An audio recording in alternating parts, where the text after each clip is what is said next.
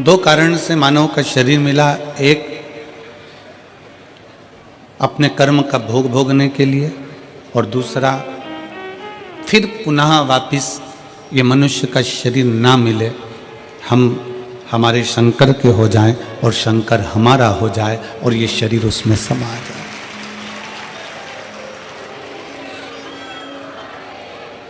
भारत की भूमि के कई संत ऐसे हुए जिनका शरीर नहीं मिला, जिनकी बॉडी नहीं मिली, जिनका अंतिम संस्कार नहीं हुआ।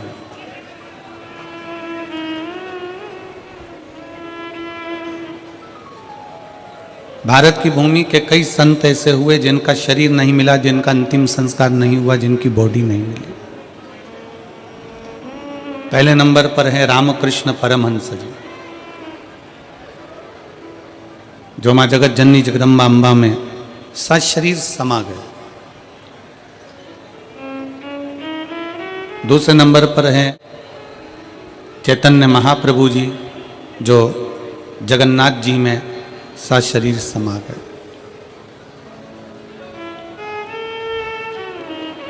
तीसरे नंबर पर है संत तुकाराम जी, जो सशरीर हरि विठ्ठल में समा गए।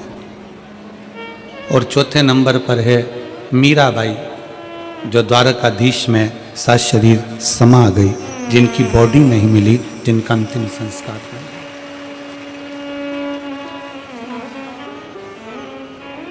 जिनकी बॉडी नहीं मिली है, जिनका अंतिम संस्कार नहीं हुआ।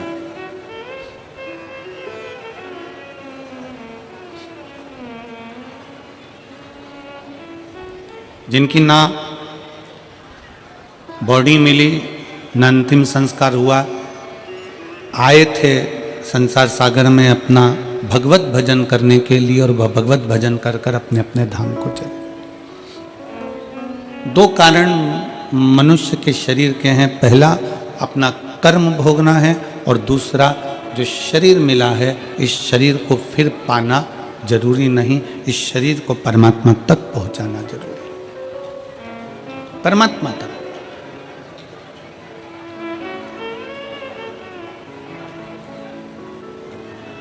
आज 16 दिसंबर है, आद्रा का नक्षत्र है। हजारों शिवरात्रियों के बराबर आज का दिन होता है, जिस दिन भगवान शंकर के एक अग्नि खंभ में ज्योति प्रकट होती है, और वो ज्योति सभी 12 ज्योतिर्लिंग में और सभी शिवालयों में विराजमान हो जाती है। मेरठ के इस पवित्र प्रांगण में विराजमान सभी शिव भक्तों को हम बहुत बहुत बधाई देते हैं भगवान शंकर के प्रागट्य की, शिव के प्रागट्य। और संपूर्ण देशवासियों को, संपूर्ण विश्व में विराजमान शंकर के भक्तों को, शिव भक्तों को बहुत बहुत साधुवाद।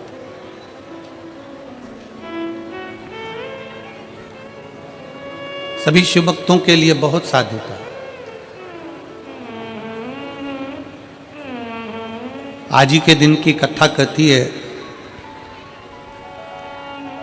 कि जिंदगी में अगर कोई रोग लग गया है, जिंदगी में अगर कोई तकलीफ आ गई है, जिंदगी में अगर कोई दुख आकर खड़ा हो गया है, कोई शरीर में ऐसा रोग आ गया कि डॉक्टर भी इलाज कर रहे हैं पर दवाई भी शरीर को नहीं लग रही है,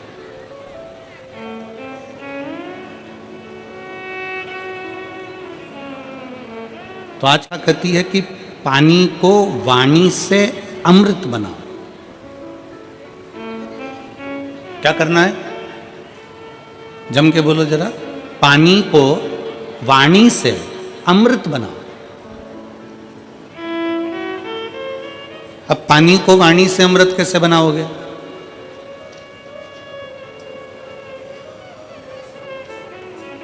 और ऐसा कोई व्यक्ति नहीं है यहां पर बैठा हुआ जो पानी से, वाणी के माध्यम से पानी को अमृत ना बना। आज आद्रा की कथा कहती है,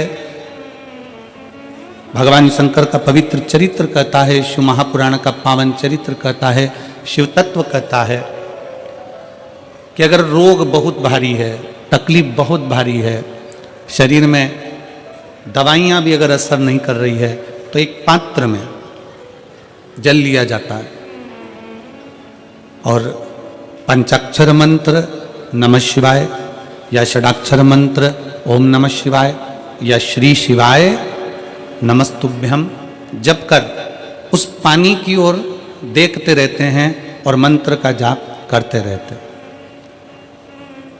एक माला 108 मनके की जब पूरी हो जाए, उस पानी को देखते देखते 108 मन का 108 बार भगवान का नाम पूरा हो जाए, उसी पानी को फिर भगवान शंकर पर समर्पित कर दिया जाता है और उसी पानी को झेल लिया जाता है और दिन में सुबह, दोपहर और शाम 3 बार उसका आचमन किया जाता है।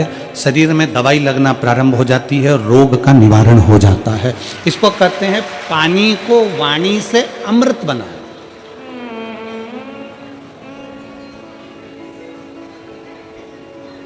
इसको पानी से वाणी को एक पत्र है। अब देखिए, पानी से वाणी को अमृत बनाने का ये पत्र आपके और हमारे बीच में। मेरा नाम पूनम, पति का नाम संजय कुमार है। मैं रोहता है कि रोहता रोड बाईपास शाहपुर जैनपुर मेरठ की निवासी हूँ। कहीं बैठी हो तो हाथ हिला सकती हैं। अगर कहीं बैठी हो तो हाथ हिला सकती हैं। मेरा नाम पूनम, पति का नाम संजय कुमार है। आप पत्र को एलईडी पर पढ़ सकते हो। मैं रोहता रोड बाईपास शाहपुरा जैनपुर मेरठ की निवासी हूँ। कहीं बैठे हो तो हाथ हिला सकते हैं। मेरा बेटे का जब से जन्म हुआ है वह बीमार रहने लगा। इतने साल तक वह बीमार रहा। ना उसने बोलना शुरू किया और ना ही उसके शरीर में कोई भी ग्रोथ हुआ। मैंने बहुत डॉक्टरों का इलाज कराया, बस जांच भी कराई। जांच में आया कि इस बच्चे की दिमाग की ग्रोथ नहीं हुई है और ना ही होगी। यह बच्चा कमज़ोर ही रहेगा। गुरुजी, हमारी टेंशन बहुत बढ़ गई कि एक ही तो भगवान ने मुझे बेटा दिया और वह भी बीमार रहने लगा। इलाज कराते कराते 2 साल 4 साल भी पूरे हो गए, पर मेरे बेटे में कोई भी बदलाव नहीं दिखा। ना वो बोलता, ना वो शरीर के माध्यम से चलता। डॉक्टर को बताते, सभी जगह हम लेकर जाते। फिर गुरुजी, एक आंटी ने हमें बताया कि तुम इतना इलाज करा रही हो, एक बार मेरे कहने से शिवजी पर जल चढ़ाओ और जल अपने बेटे को पिलाओ। आस्था चैनल पर कथा आती है, सियोर वाला महाराज प्रदीप मिश्रा कथा करता, उसे सुनो। जो उपाय बताए उसको करने का प्रयास करो। विश्वास को मजबूत बना लेना। बस इतना याद रखो कि अपने भरोसे को, विश्वास को पूर्ण करो। शिवजी पर जल चढ़ाना शुरू किया। शंकर पर जल चढ़ाना, पानी को वाणी से अमृत बनाइए। शिव तत्व का नाम लेकर श्री शिवाय नमस्तुभ्यम कहकर शिवलिंग पर जल चढ़ाती और वही जल लाकर अपने बच्चे को पिलाना प्रारंभ करा। 5 साल तक मेरा बेटा ना बोला, ना उसका दिमाग काम करा, ना चलने फिरने में आश्रित रहा। पर बाबा ने ऐसी कृपा कर दी कि पशुपतिनाथ का व्रत किया, बेटे को लाकर जल देना चालू करा। 6वां वर्ष चालू हुआ और बाबा की कृपा से अब मेरे बेटे ने धीरे धीरे सभी कुछ बोलना प्रारंभ कर दिया। आज गुरुजी, मेरा बेटा स्कूल भी जाता है, ट्यूशन भी जाता है, सब कुछ बोलता भी लगा है और उसके दिमाग का भी ग्रोथ शुरू हो गया है। उसका स्वास्थ्य भी पूरी तरह से ठीक है। अब मेरा बच्चा, किसी डॉक्टर को भी अब दवाई की जरूरत नहीं है, वह बिल्कुल ठीक है। गुरुजी, आपने समस्त समाज को, शिव भक्तों को अलग जगाई। तो ये शिव भक्ति, पानी को वाणी के माध्यम से अमृत बनाना। अगर कहीं बैठे हो तो एक बेलपत्र लेने के लिए आ सकते हो और बच्चा आया हो साथ में तो उसको भी ला सकते। पानी को वाणी से अमृत बनाइए। सबसे सुंदर तरीका, सबसे सरल तरीका। और ये आपको भी बोलना है कि आप अमृत कैसे बना सकते हैं। बीमारी है, तकलीफ है, बच्चा चिड़चिड़ा हो गया, माइंड काम नहीं कर रहा है, शरीर में रोग बढ़ते चले जा रहा है, कटोरी में जल ले लो, पात्र में जल ले लो और पंचाक्षर मंत्र नमः शिवाय या षडाक्षर मंत्र ओम नमः शिवाय या श्री शिवाय नमस्तुभ्यम जितनी देर आप जप करें उतनी देर तक उस जल पर आपकी दृष्टि पड़ना चाहिए, उस जल पर आपकी दृष्टि पड़े। जितनी देर तक आप जप रहे हैं, श्री शिवाय नमस्तुभ्यम कर रहे हैं, उतनी देर तक जल पर आपकी दृष्टि पड़े और फिर वही जल भगवान शंकर को समर्पित करें और वो जल लाकर सुबह दोपहर शाम 3 बार उसका पान करें। 3 बार क्यों?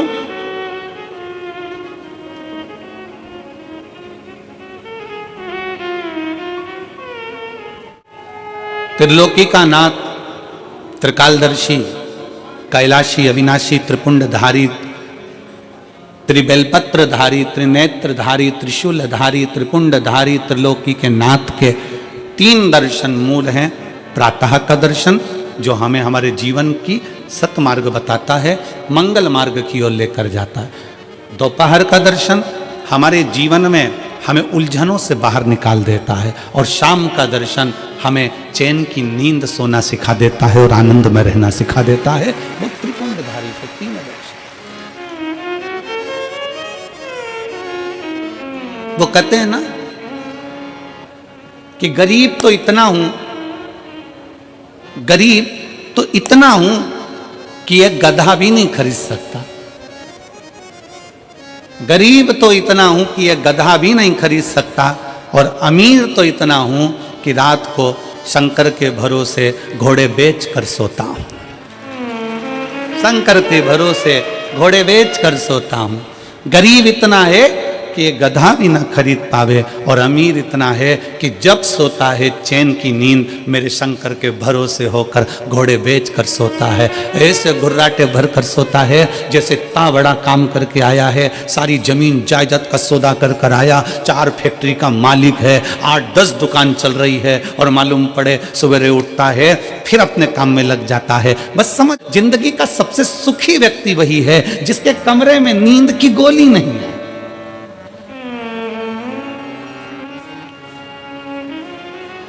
सिर के पास में कोई बाम की शीशी नहीं है, विक्स नहीं है, सोने से पहले कोई टेबलेट लेना नहीं पड़ रही है। वो दुनिया का सबसे सुखी व्यक्ति है।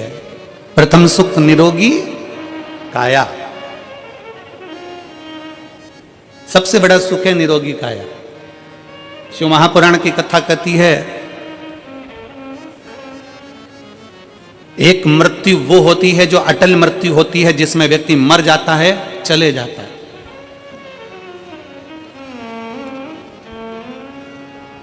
जन्म से लेकर मरने तक के बीच में व्यक्ति 100 बार और मरने की कतार पर आ जाता है।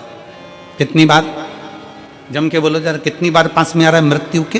100 बार। मरने वाला मृत्यु अलग है कि मरेगा, परंतु उसके पहले जन्म से मृत्यु के बीच में 100 बार तुम्हारे पास में मौत आती है। 100 बार।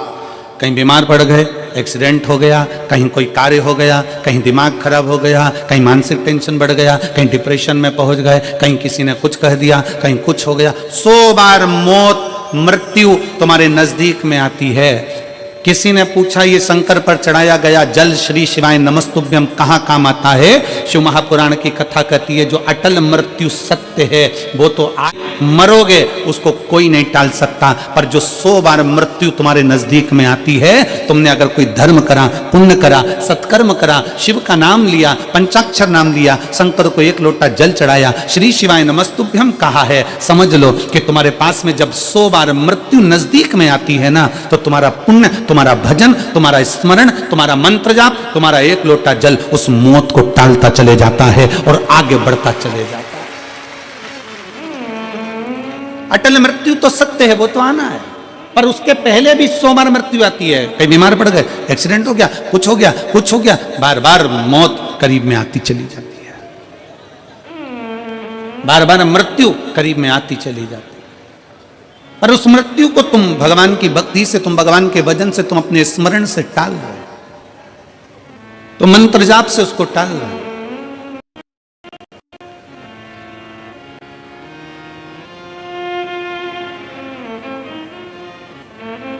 एक ऊर्जा अपने भीतर उत्पन्न करिए, एक बल अपने भीतर उत्पन्न करिए। मेरठ की यह पवित्र भूमि इतनी ऊर्जावान भूमि है कि यहाँ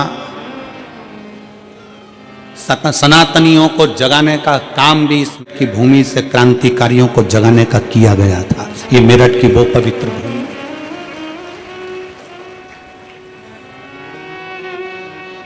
और कहां से जागे थे? शंकर के दरवाजे से, ओगड़नाथ जी के दरवाजे से।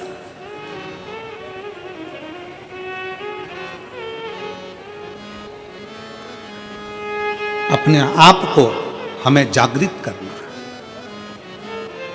अपने आप को हमें जागृत करना। शिव तत्व कहता है, भगवान शंकर की कथा कहती है कि पानी को वाणी से अमृत बनाओ। और जब पानी को वाणी से, कई माताएं कहती हैं हमारा बच्चा नहीं सुनता, बहुत बहुत हम परेशान हो गए हमारे बच्चे के लिए, वो सुनता ही नहीं गुरुजी, हम कह के परेशान हो गए। कोई कहती है मेरी सास मेरे पक्ष में नहीं बोलती, कोई कहती है मेरी बहू मेरे पक्ष में नहीं रहती, कोई कहता हमारा बेटा नहीं सुनता, कोई कहती है हमारी बहू नहीं सुनती, कोई कहे हमारा भाई नहीं सुनता। और होता है, आज का जमाना बड़ा विचित्र है। एक बहू को समझाओ तो बहू कह देती है गुरुजी मैं किसी के बाप की नहीं सुनूंगी। और बूढ़ी बूढ़ी माताओं को समझाओ तो माताएं कह देती है ये कल की आई मैं इसकी सुनूंगी। पिताजी को समझाओ तो वो कह देता है हमारी औलाद की सुन के चलेंगे, जाओ उधर। सास ससुर को समझाओ तो वो कह देते हैं मेरे को तो मेरा पति नहीं समझा पाया तो इसकी सुनूंगी।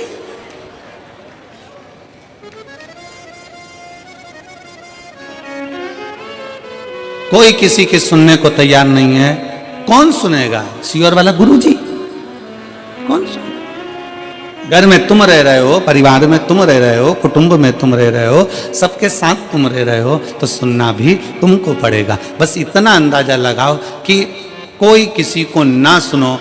पानी को वाणी से अमृत बनाओ, अमृत बनाकर शंकर को चढ़ाकर वही जल लाकर मटके में हंडे में डाल दो, सब पिएंगे। अपने आप उनके भी भीतर निर्मलता का भाव जागृत हो जाएगा, शिव तत्व आ जाएगा।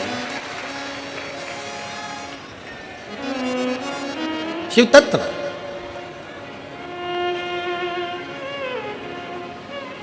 सियोर का रुद्राक्ष है आप लोगों के पास में? कौन कौन लेकर आए हो? जरा हाथ उठाओ तो जरा, सबके पास में रखो रखो रखो। कुबेरेश्वर धाम का रुद्राक्ष क्या करता है? उसका एक ही काम है, पानी को अमृत बनाने का प्रयास करता है।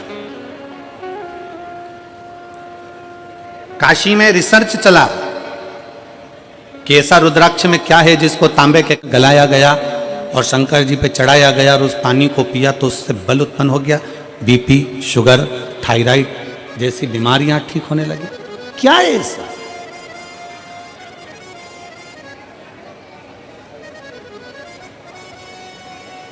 हम कहते हैं शिव महापुराण के अंतर्गत एक मुखी से लेकर 14 मुखी तक रुद्राक्ष का वर्णन किया गया। शिव महापुराण में एक मुखी से लेकर 14 मुखी तक रुद्राक्ष का वर्णन किया गया। और एक भी रुद्राक्ष, कोई कहता है कि एक मुखी रुद्राक्ष ज्यादा प्रबल होता है, कोई कहता है 2 मुखी प्रबल होता है, कोई कहता है 3 मुखी प्रबल होता है, कोई कहता है 5 मुखी प्रबल होता है। सारे रुद्राक्ष कोई ना कोई कहता है कि ये बहुत प्रबल होता है। फिर किसी ने कहा गुरुजी एक मुखी रुद्राक्ष कहीं मिलता है क्या? हमने कहा आज के जमाने में एक मुखी आदमी नहीं मिलता तो रुद्राक्ष की बात करते हैं।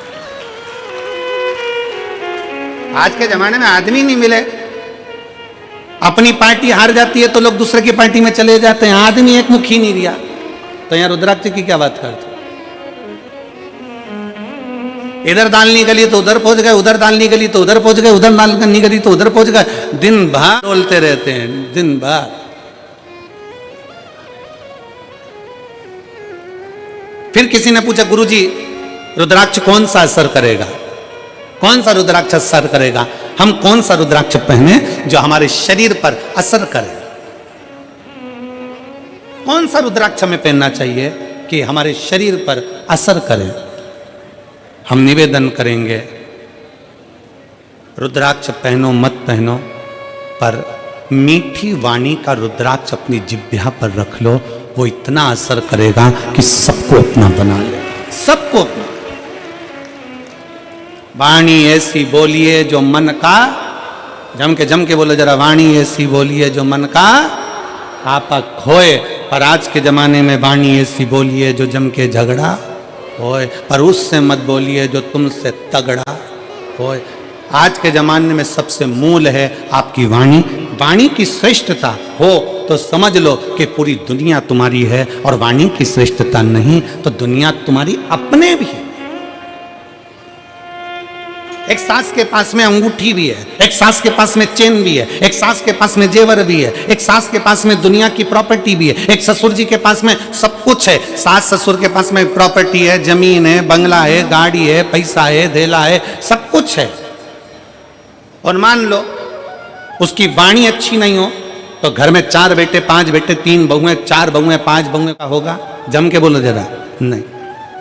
और अगर आपके पास में कुछ भी नहीं है, आपके पास में ना प्रॉपर्टी है, ना गाड़ी है, ना बंगला है, ना जमीन है, ना जायदाद, कुछ भी नहीं, और उसके बाद अगर आपके पास में मीठी वाणी है ना, बस मीठे शब्द है ना, तो पड़ोसी भी आकर तुम्हारी गुलामी कर कर चले जाएगा, पड़ोसी भी आएगा तो तुम्हारी सेवा कर कर चले जाएगा।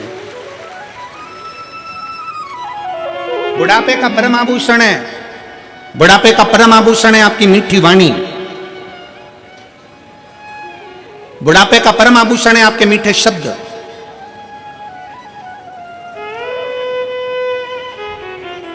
जब माता रानी के दर्शन करने के लिए वैष्णो देवी की सीढ़ियों पर चढ़ते हैं तो बड़े प्रेम से कहते हैं, प्रेम से बोलो सारे बोलो, मैं नहीं सुनिया मीठी वाणी, प्रेम से बोलो। हम क्यों करें कि प्रेम से बोलो? माता जी के पास जा रहे हो, अपनी माँ के पास जा रहे हो, माता रानी के पास जा रहे हो, इसलिए का प्रेम से बोलो। अब वैष्णो देवी से मिलने जा रहे हो तो वहां चिल्ला चिल्ला कर करे प्रेम से बोलो। अब जरा विचार करो, अपनी सास से मिलने जाओ तो प्रेम से बोलो। अंगूठी मिलेगी, चाबी मिलेगी, प्रॉपर्टी मिलेगी, मैं नहीं सुनिया। मैं नहीं सुनिया मतलब सास कहेगी मैं नहीं सुनिया। तुम्हें प्रेम से बोलना है, तुम्हें मीठा बोलना है, तुम्हें अच्छा बोलना है। और जब तुम माता रानी के दर्शन करने जाते हो तो प्रेम से बोलते हो, जगत जननी ज्वाला माँ का दर्शन करने जाते हो तो प्रेम से बोलते हो, मनसा देवी का दर्शन करने जाते हो तो प्रेम से बोलते हो, तारा माँ का दर्शन करने जाते हो तो प्रेम से बोलते हो। बस वही प्रेम जो तुमने माता रानी के चरणों में दिया है, वही प्रेम जो तुम जगत जननी के चरणों में देते हो, वही प्रेम अपने घर के बूढ़े माँ बाप के चरणों में देना है। पूरी प्रॉपर्टी तुम्हारी है, पूरी जायदाद तुम्हारी। प्रेम से बोलो।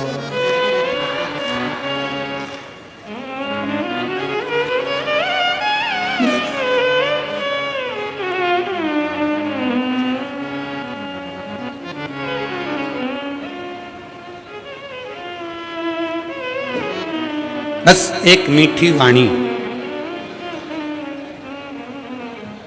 एक मीठा शब्द आपकी जिह्वा के मीठे उच्चारण भगवान के करीब में लेकर जाते हैं।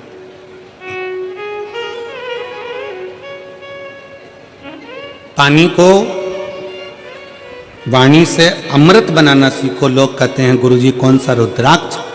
ठीक है, शिव महापुराण में 1 मुखी से लेकर 14 मुखी तक रुद्राक्ष का वर्णन है। स्कंद पुराण के अंतर्गत 1 मुखी से लेकर 10 मुखी तक रुद्राक्ष का वर्णन है। लिंग पुराण में रुद्राक्ष की महत्वता है। ये रुद्राक्ष कौन सा हमारे लिए अच्छा होगा, कौन सा रुद्राक्ष पहनना चाहिए, कौन सा रुद्राक्ष धारण करना चाहिए, शिव महापुराण की कथा कहती है जो भी रुद्राक्ष उत्पन्न हुआ वो भगवान के नेत्र अश्रु से उत्पन्न हुआ।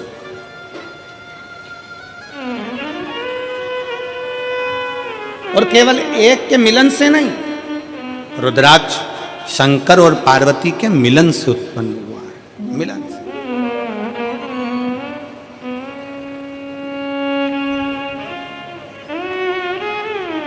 मेरे ओघड़नाथ,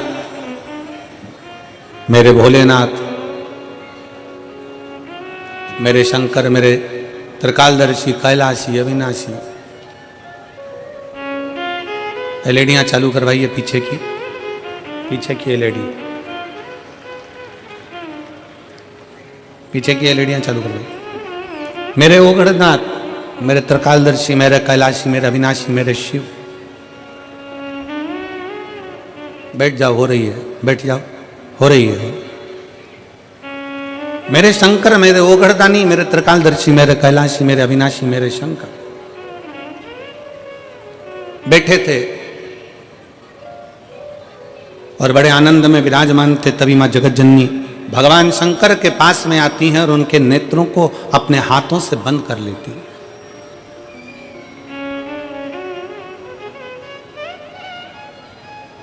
मां जगत जननी ने हाथों से भगवान शंकर के नेत्रों को बंद किया और नेत्र को बंद करने पर भगवान शंकर के नयन से जो अश्रु गिरा, उस अश्रु से रुद्राक्ष की उत्पत्ति है।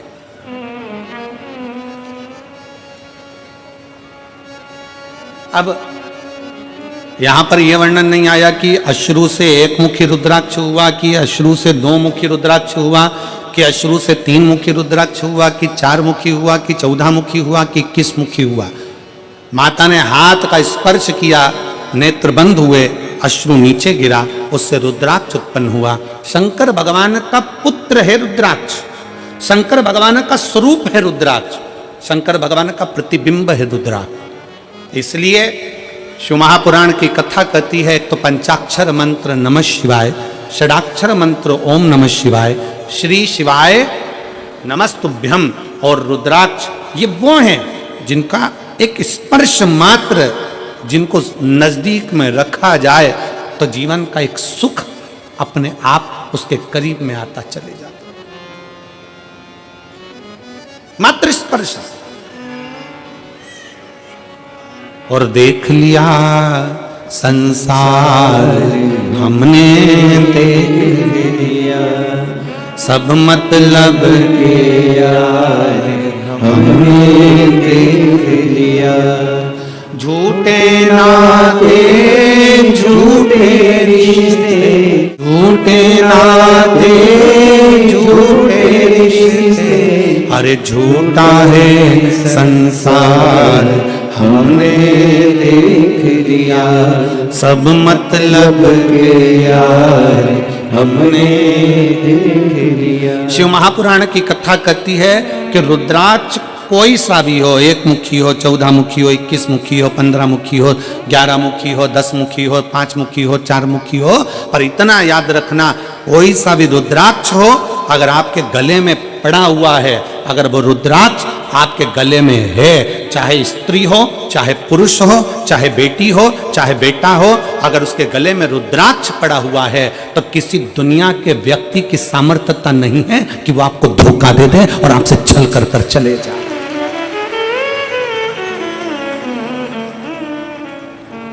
किसी की सामर्थ्यता नहीं है कि वो आपके साथ में छल कर जाकर, रुद्राक्ष है।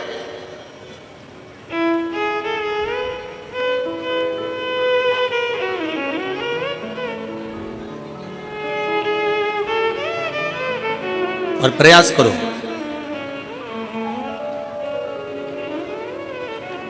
जितना समय मिलता है ना उतना समय अपने बच्चों को संस्कार देने में भी लगाया करो, थोड़ा थोड़ा समय, थोड़ा समय।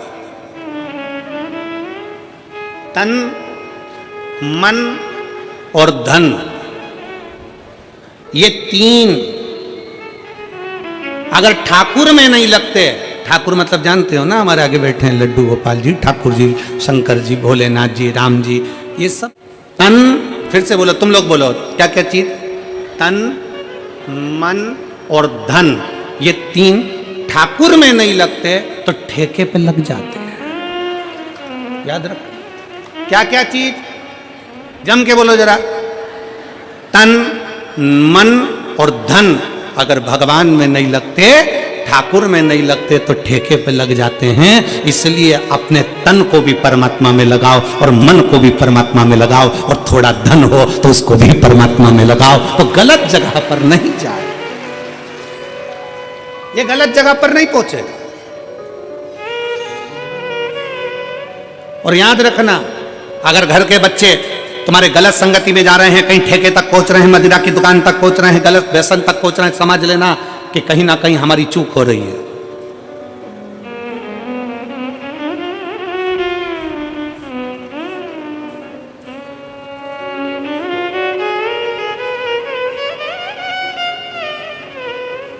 कहीं ना कहीं हमारी चूक हो रही है। जब माता सती भगवान शंकर से विवाह करती हैं, जब माता सती भगवान शिव से विवाह करती हैं, तो भगवान शंकर से विवाह कर कर माता सती बड़े प्रेम से, आनंद से, उत्साह से, आनंद के साथ रहती हैं।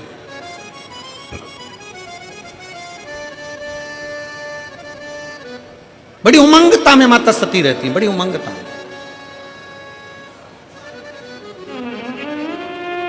और शिव महापुराण की कथा में देवी भागवत में एक प्रसंग आता है कि देवी भागवत में एक प्रसंग आकर कहा जाता है कि माता सती अगर अपने परिवार के साथ भी अगर कहीं बाहर निकल कर जाती थी तो माता सती के नेत्र नीचे की नीचे ही रहते थे। माता सती के नेत्र नीचे रहते थे।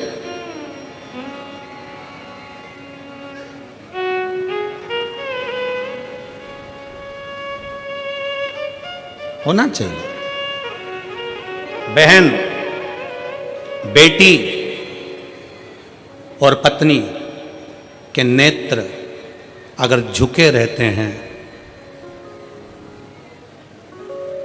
बहन, बेटी और पत्नी के नेत्र अगर झुके हैं तो उसके घर के भाई, बाप और पति का सिर कभी नहीं झुकता है।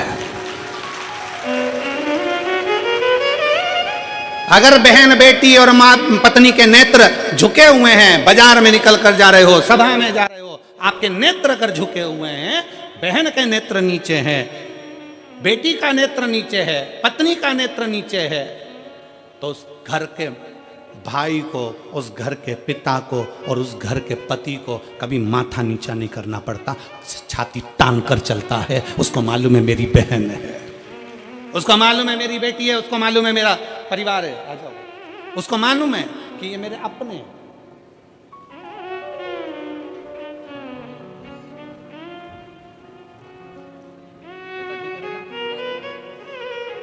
एक उसके लिए भी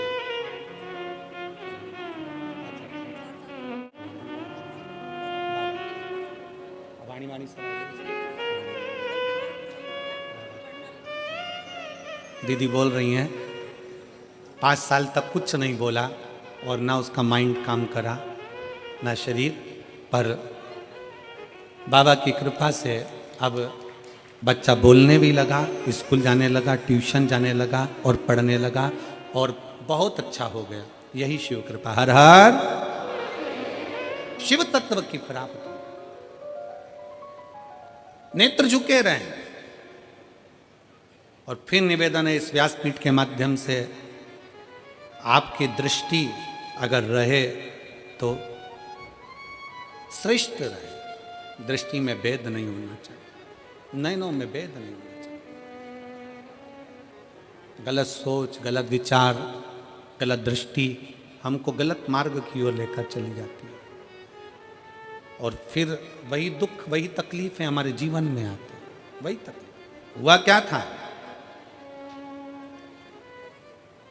बिंदु और चंचुला की कथा कल अपन ने श्रवण करी और भगवान ईश्वर जी और गौरा जी उनकी कथा के यजमान बने, शंकर पार्वती उनकी कथा के यजमान बने। किसकी गलती थी? बिंदु का ब्राह्मण था, चोरी नहीं करता था। बिंदु का ब्राह्मण था, छल नहीं करता था। बिंदु का ब्राह्मण था, बेईमानी नहीं करता था। केवल चंचुला देवी ऐसी आई और वो चंचुला देवी ने कहा कि तुम्हारे घर में मैं विवाह कर कर आई हूँ, क्या है ये? तुम्हारे घर में कुछ भी नहीं, तुम्हारे घर में वैभव नहीं, तुम्हारे घर में धन नहीं। पति को उसने चोरी में लगा दिया, कहीं से भी लाओ, कहीं से भी लाओ, पर लाओ, मुझे चाहिए। पति चोरी नहीं करता था, बिंदु चोरी नहीं करता था। कभी कभी अपने मन में विचार लाइएगा कि बिंदुक जब चोरी करता था, बेकार काम करता था, गलत काम करता था, तो उसके लिए शंकर भगवान जजमान बनने की क्या जरूरत थी? शिव जी को जजमान बनने की क्या जरूरत थी? शंकर जी को कथा सुनने की क्या जरूरत थी? उसकी मुक्ति के लिए शंकर जी ने क्यों प्रयास किया? क्योंकि बिंदुक चोर नहीं था, बिंदुक छली नहीं था, बिंदुक ब्राह्मण होकर भी प्रपंच नहीं करा, पर पत्नी चंचुला ऐसी आई और उस चंचुला ने कह दिया तुम्हारे यहाँ धन नहीं है, तुम्हारे यहाँ वैभव नहीं है, तुम्हारे यहाँ दौलत नहीं है, जाओ कहीं से भी लाओ। बिंदुक ने कहा मैं ब्राह्मण हूं और सुन मेरी आय इतनी नहीं है, मैं इतना नहीं कमा सकता। तो पत्नी ने कह दिया चोरी करो ना। पर दुनिया के लोगों को यह नहीं मालूम, चोरी करने वाला हमेशा चोट्टा की चोट्टा ही रहता है, चोट्टे का कभी प्रमोशन नहीं होता। जिसका धन चले गया, उसकी अगर चेन गई, सामान गया, तो ये तो है कि बाबा उसको कहीं से कम आज नहीं तो कल, महीने 2 महीने में 3 महीने में उसको वापिस बड़ा मंगलसूत्र, वापिस बड़ी चेन भोलेनाथ उसको दिला देगा। पर चोट्टे का प्रमोशन नहीं होगा, चोट्टा चोट्टा ही रहेगा। और तुम खुद देख लो कि चोट्टे कितना सामान चोरते। और आप लोगों से हम बार बार व्यासपीठ से कहते हैं, बार बार निवेदन करते हैं, जितनी कथा होती है हर कथा में कहते हैं अपनी चेन, कीमती सामान, मंगलसूत्र, अपने मोबाइल, कीमती कीमती सामान, डायमंड, हीरा, सोना, चांदी सब अपने घर छोड़कर आओ। क्योंकि जो डायमंड से बड़ा डायमंड है मेरा शंकर ओगड़दानी त्रिकालदर्शी कैलाशी, उसकी कथा सुनने के लिए जा रहे। अपना जेवर अपने घर, 2 चीजें अपने घर में रखो कथा में आने से पहले, एक जेवर दूसरा तेवर।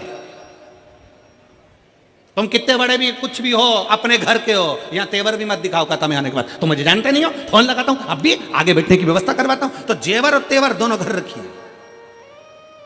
शिव महापुराण की कथा में ना जेवर की जरूरत है, और जम के बोल दो जरा, ना तेवर की जरूरत है। तुम्हारी पहचान होगी किसी से भी, हमारी पहचान तो उससे है जो शमशान में रहता है, सीधा, उससे सीधी पहचान है।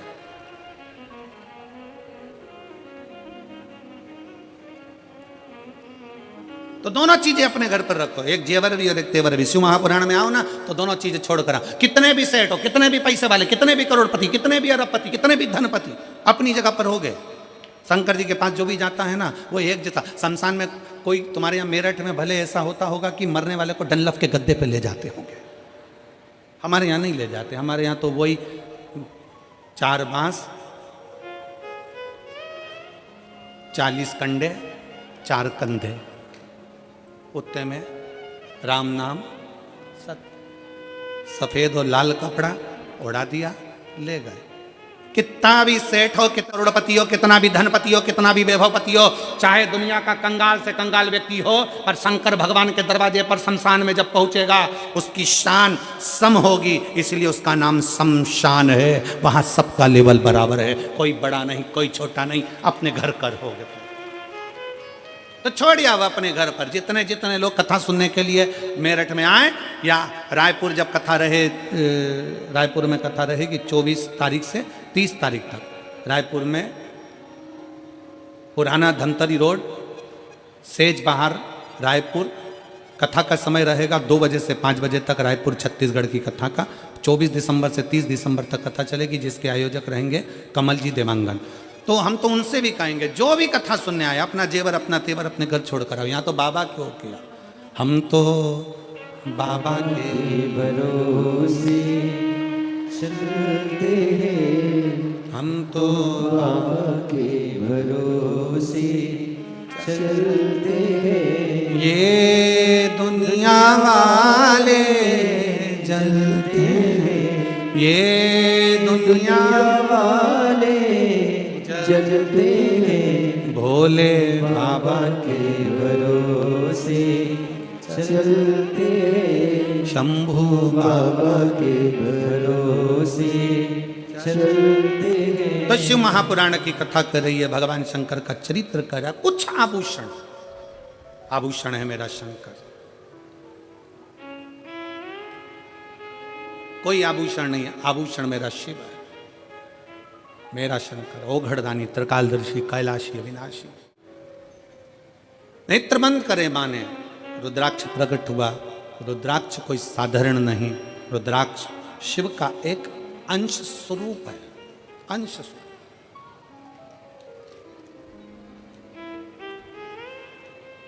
हमारे मार्ग को सुलभ बनाने का काम करता है रुद्राक्ष। दुर्लभ बनाने। इसलिए प्रयास करें कि तन, मन और धन काहे में लगाएं? जम के बोलो जरा, ठाकुर में लगाएं, भगवान में लगाएं, शिव में लगाएं, भक्ति में लगाएं।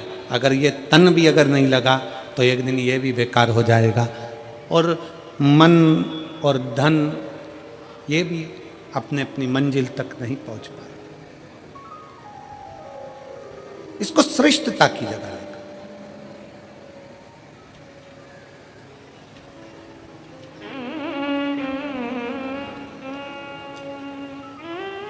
दक्ष प्रजापति ने जब माता सती का विवाह करा था भगवान शंकर के साथ में,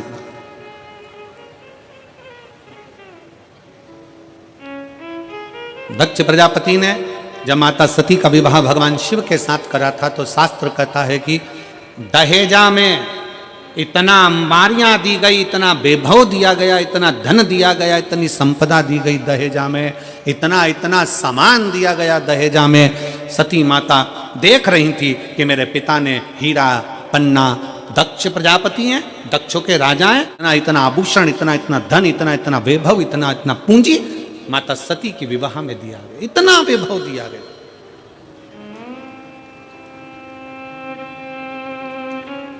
और शिव महापुराण की कथा कहती है वो सतयुग था जिसमें सती माता के कन्यादान में इतना सारा आभूषण दिया गया था, इतना सारा धन दिया गया था।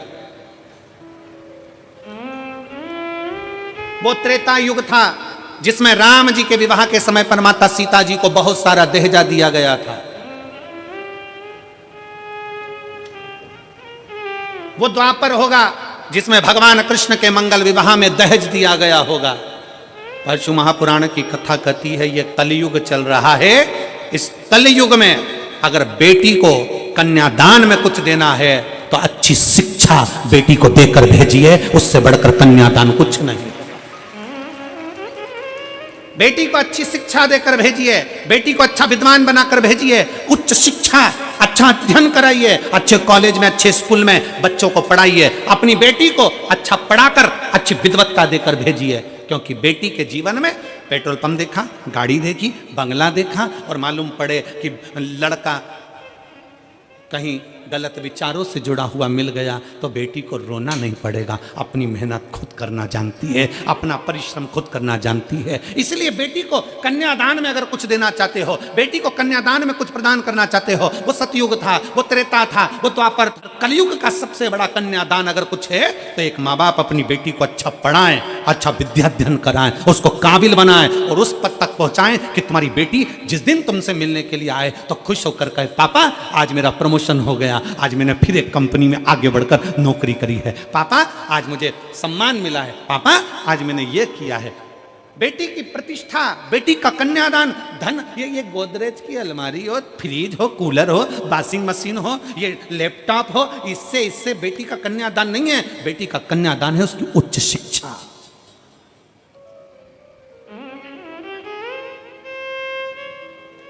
बेटी का कन्यादान है उसकी अच्छी पढ़ाई।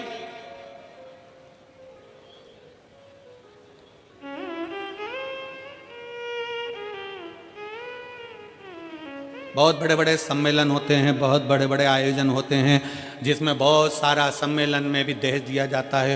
वहाँ इतने लोगों का ब्याह, अलमारी दी, ये दी, वो दी, ये दिया, वो दिया। शिव महापुराण की कथा कहती है ये तो सब पुराना डिजाइन है। अगर सबसे अच्छा कन्यादान है तो आप आज के ज़माने में सनातन धर्म की बेटियों को सनातनी बनाने का प्रयास कर दो और उच्च शिक्षा का प्रयास कर दो, उससे बढ़कर कोई कन्यादान नहीं, उससे बढ़कर कोई कन्यादान नहीं।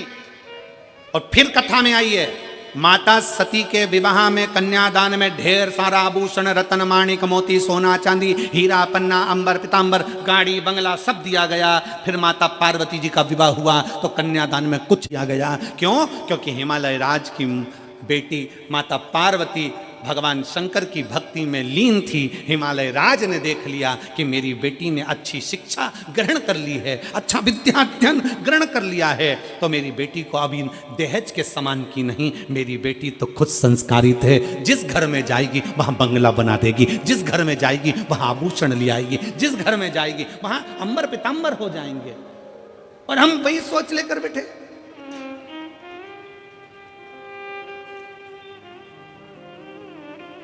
लड़का जन्म लेता है और घर के लोग जब ब्याह करने का समय आता है तो लड़के के माँ बाप भी सोचने में पड़ जाते हैं, लड़की के बाप के पास में इतना सामान है, ऐसा लगता है देगा, वो तो देगा, वो तो देगा, वो तो देगा, वो तो देगा, वो तो देगा, वो तो देगा, अंगूठी तो देगा, चेन तो देगा, घड़ी तो देगा। अरे तुम्हें सोचना चाहिए कि लड़की के बाप के पास में कितना भी सामान हो, पर मेरा लड़का इतना बोल्ड है, वो कमा कर अपनी पत्नी को देगा और हमें भी देगा। ये बोल्डता होना चाहिए।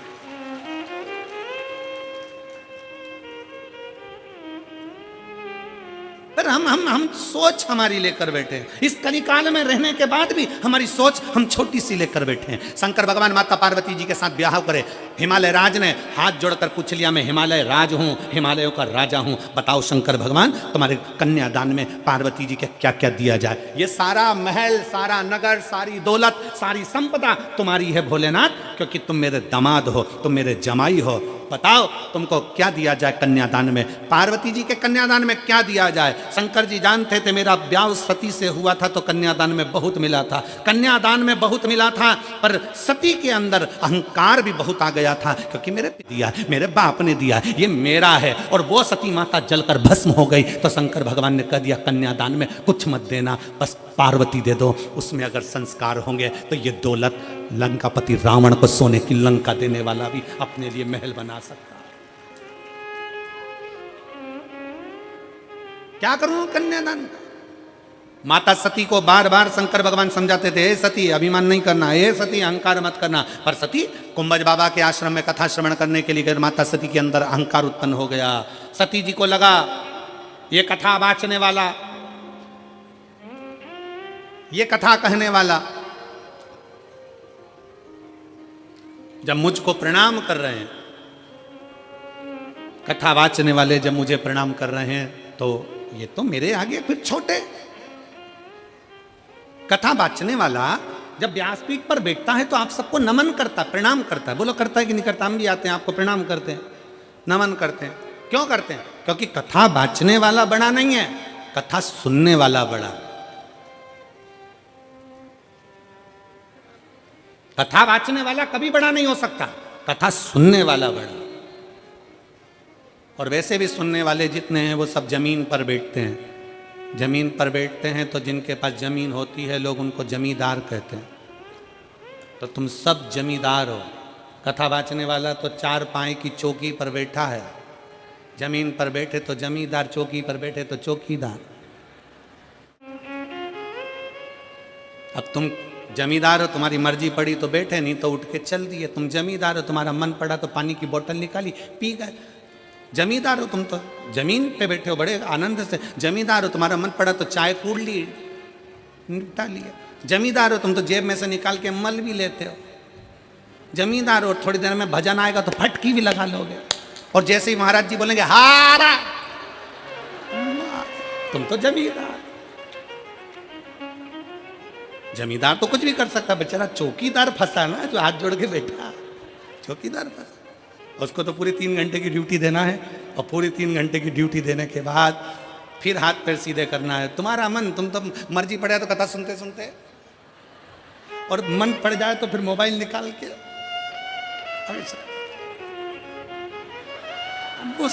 सेल्फी समाउने। और तो जमींदार हो, जमींदार तो कुछ भी कर सकता। बात तो चौकीदार की अड़ी है, बात चौकीदार की। और आज के जमाने में चौकीदार की बड़ी टेंशन है। पूरा भारत हिला पड़ा चौकीदार के चक्कर में, बड़ी टेंशन चौकीदार। और महाराज सती माता के विवाह में बहुत सारा दहेजा दिया गया, पर पार्वती माता के दहेजा नहीं। अच्छा संस्कार,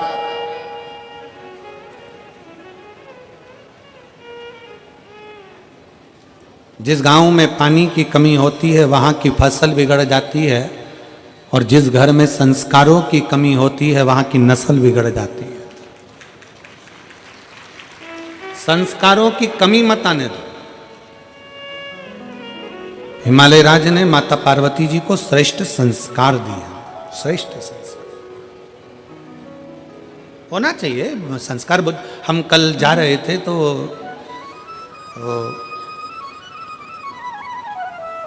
संदीप गोयल जी के बेटे शिवम हमारे साथ में थे, तो हमने शिवम से पूछा, क्यों बाबू कितने भाई हो?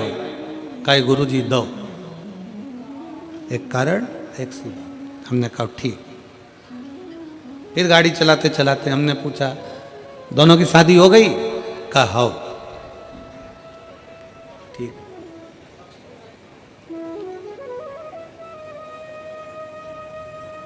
हमने कहा दोनों बहुएं?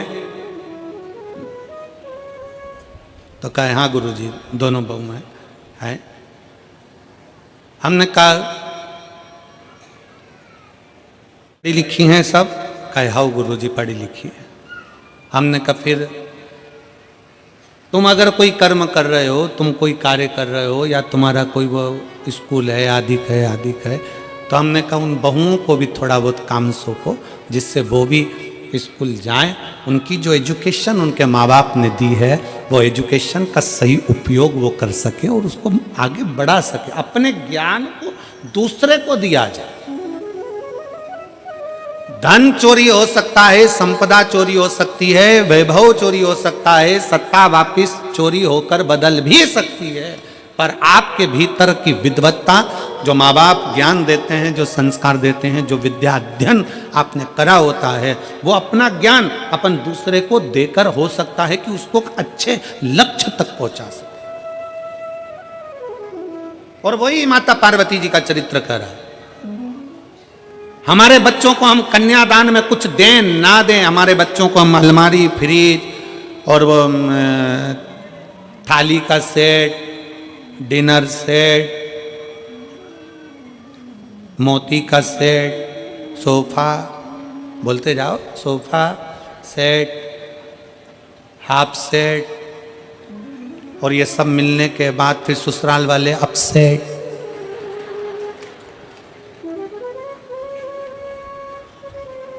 ये सेट देने से अच्छा है अपने बच्चों की विद्या पर दिया जाए, शिक्षा पर ध्यान दिया जाए। शिक्षा पर बहुत जरूरी है। मेरे शंकर भगवान की धर्मपत्नी माता पार्वती, शास्त्र कहता है मां ब्रह्मा जी की धर्मपत्नी माता सरस्वती स्वयं सामने आकर खड़ी हो जाती थी, और पार्वती मैया सम्मुख में आकर जब शब्दों का उच्चारण करना प्रारंभ करती थी तो माता सरस्वती भी स्थिर होकर देखती थी।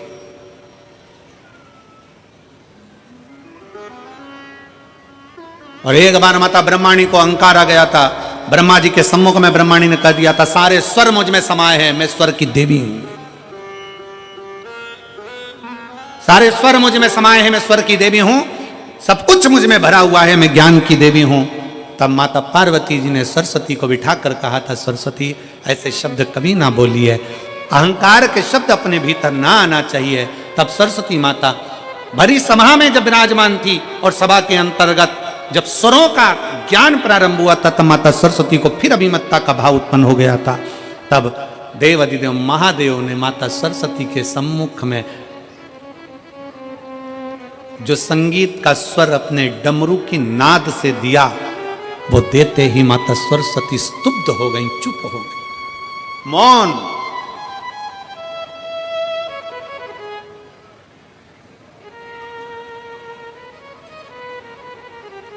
सरस्वती माता मौन हो जाती है, एकदम चुप, स्तुप्त। और आज भी मेरे शंकर भगवान को अगर संगीत का कहीं क्रम होता है, नृत्य का कहीं क्रम होता है, तो सबसे ज्यादा किसकी मूर्ति रखाती है? नटराज की।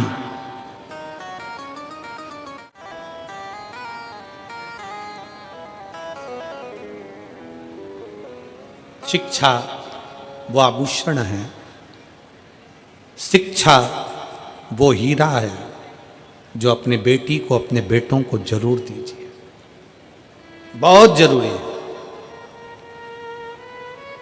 और उस शिक्षा का जब आभूषण आपके बच्चों के अंतर्गत आएगा, तो जैसे अभी कथा में कहा था कि तन मन धन तीनों परमात्मा में लगाओ, ठाकुर में लगाओ, शिव में लगाओ, नहीं तो ये ठेके में चला जाएगा। इसलिए संस्कार अगर अच्छे हैं, शिक्षा अगर अच्छी है, विद्वत्ता अगर अच्छी है, तो निश्चित है हमारे घर के बच्चे कभी भी गलत जगह पर नहीं जाएंगे और वो सत्मार्ग की ओर बढ़ते चले जाएंगे। शिक्षा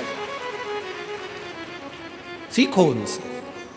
पार्वती मैया को कहा हिमालय राज बोले क्या दें हम आपको, क्या प्रदान करें हम आपको, आप ले लीजिए, इतना धन वैभव संपदा सब है, ये पूरा महल बड़ा पड़ा है, हिमालय राज का पूरा नगर बड़ा पड़ा हुआ है, ढेर सारा सामान बड़ा पड़ा हुआ है, ले जाओ इसको। शंकर भगवान बोले नहीं, मुझे ये नहीं चाहिए, मुझे केवल पार्वती चाहिए। क्यों? क्योंकि शंकर जी जानते थे कि पार्वती जी ने व्रत तप साधना करी है, वो मुझे पाने के लिए करी है, और व्रत तप साधना जब मुझे पाने के लिए करी है तो पार्वती मेरे लिए आ रही है, मैं उसके लिए। आज के जमाने में तो शादी में कितना कितना दूल्हा दुल्हन के लिए रात भर, अभी शादियों का सीजन चल रहा है, रात को 9-9 बजे से माताएं ढोलक ले लेके बैठती हैं, लड़के के शादी में खूब गाती हैं बन्ना जी बन्ना जी। बोलो गाती कि नहीं गाती? अरे बोलो तो जम के गाती ना। और लड़की के यहाँ गाते हैं बनी जी बनी जी बनी जी। बना बनी का मतलब है कि दोनों में बन के रहे, और दोनों में नहीं बनी तो काय का बना और काय की बनी, उसका मतलब ही क्या हुआ? और तुम ढोलक पीट पीट के गा रही बना जी दिल्ली जाना जी, वहां से लहंगा लाना जी, बन्नी फिर पहन के आएगी, फिर यूं इठलाएगी, फिर यूं फरमाएगी कि झुमका गिरा रहे। क्या मतलब? तो मतलब क्या हुआ ये बताओ।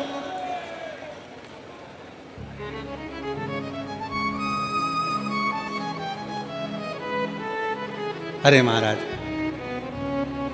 शिव तत्व में कहता है भगवान शंकर का सुंदर भाव कहता है दोनों में बनना चाहिए। शंकर पार्वती का संबंध ही एक ऐसा संबंध है। माता सती बहुत सारा दहेजा लेकर आई थी, खूब सारा सामान लेकर आई थी, क्योंकि सती माता को लगा कि मैं जिस महादेव जी से विवाह कर रही हूँ, शंकर भगवान से विवाह कर रही हूँ, सती माता को लगा कि उनके घर में कुछ नहीं है, मैं सब सामान लेकर जाऊं। पर सती मैया सामान तो ले गई, सामान के साथ में माता सती अपने पिता दक्ष प्रजापति का थोड़ा सा अहंकार भी ले गई, अभिमान भी ले गए। और कभी अभिमान लेकर मत चलो, कभी भी उस अभिमान को छोड़कर चलो। हम यजमान परिवार आशीष जी बंसल जी को इस बात की बात देंगे। आशीष बंसल जी जितनी बार सीओर आए, जितनी बार एक दो कथा में भी उनसे मिलना हुआ, तो उन्होंने हमने जब बातचीत हुई तो उनके शब्दों में हमको एक बात अच्छी लगी कि वो हमेशा एक ही बात करते थे, गुरुजी हम पूछते मेरठ में व्यवस्था, तो कहे गुरुजी सब भोलेनाथ बैठा है सब करेगा, शंकर जी बैठा है सब करेगा। और हमारी जो समिति है केदारेश्वर समिति, गुरुजी बहुत बोल्ड है। उन्होंने ये नहीं कहा कि हम बोल्ड है, उन्होंने ये नहीं कहा कि हम जजमान कर लें या ये कर लें, उन्होंने कहा गुरुजी हमारी केदारेश्वर समिति बहुत बोल्ड है, वो सब कर सकती है, आप चिंता ना करें। शंकर का नाम ही उनकी समिति का है, आप चिंता ना करें, सब होगा। इसको कहते हैं समर्पण। अभिमत्ता को त्याग कर शिव तत्व की प्राप्ति, अहंकार को पटक कर शंकर की प्राप्ति। सती मैया लेकर गई सामान, तो सामान के साथ में ले गई थोड़ा सा अभिमान। इसीलिए फिर निवेदन है, जितने भक्त शिव महापुराण की कथा को आस्था चैनल के माध्यम से सुन रहे हैं, टीवी चैनल के माध्यम से सुन रहे हैं, फेसबुक यूट्यूब के माध्यम से सुन रहे हैं, और इस मेरठ की पवित्र भूमि से सुन रहे हैं, आपसे निवेदन है बहू लाना तो कार वाली नहीं, बहू लाना तो संस्कार वाली लाना, जो हमारे को लेकर चलिए। हो सकता है कार के साथ थोड़ा सा अहंकार आ जाए, हो सकता है कार के साथ थोड़ा सा अहंकार आ जाए, पर शिव पुराण कहती है कि संस्कार के साथ कभी अहंकार नहीं आता, संस्कार के साथ संस्कार ही रहता है। उसकी भक्ति का बल बढ़ता है, उसके विश्वास का बल बढ़ता है। एक पत्र है, अब बजाऊं कि गाऊं,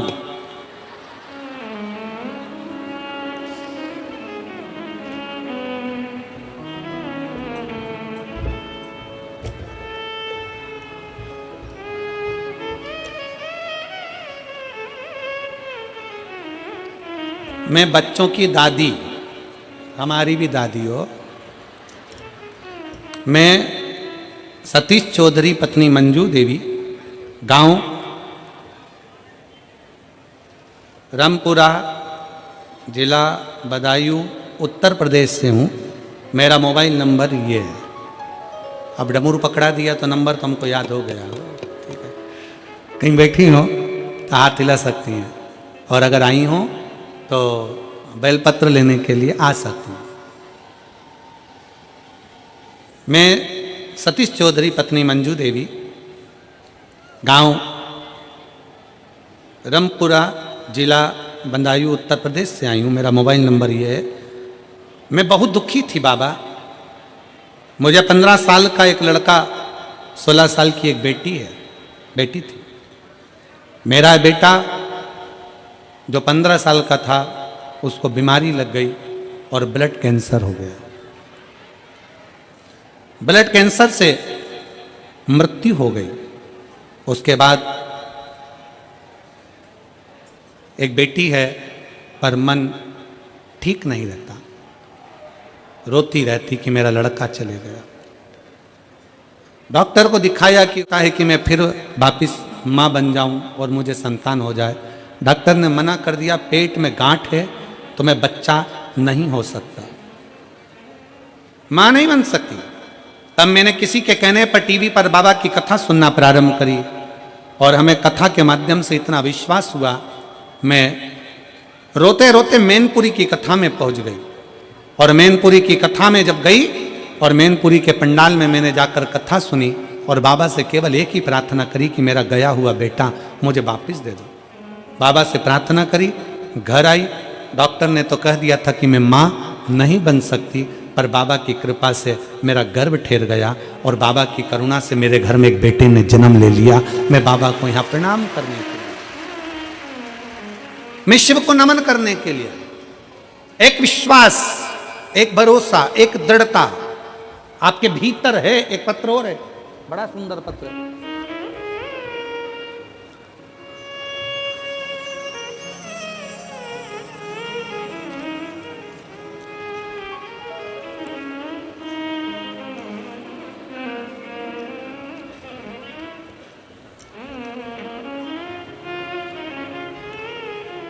मैं ज्योति अंकुर शर्मा, जिला सहारनपुर से आई हूँ।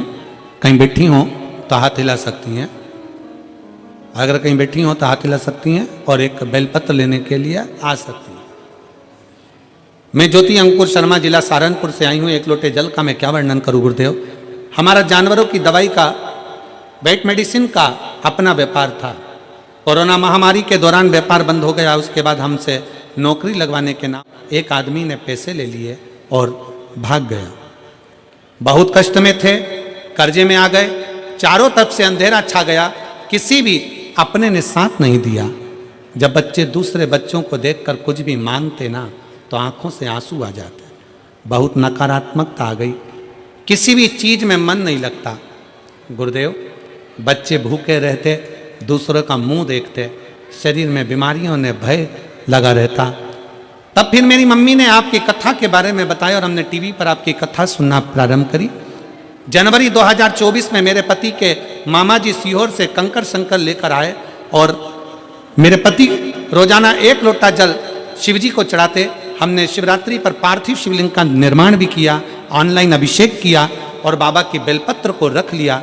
बाबा से बस प्रार्थना करी और बाबा ने सुनी।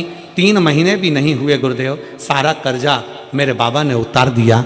अब हम किसी भी चीज़ की कोई कमी नहीं है, सारा भय समाप्त हो गया।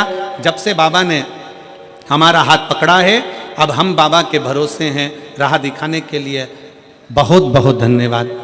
और लाइन अच्छी लिखी है, उसका स्मरण आप परम करें। भोले बाबा तेरी नौकरी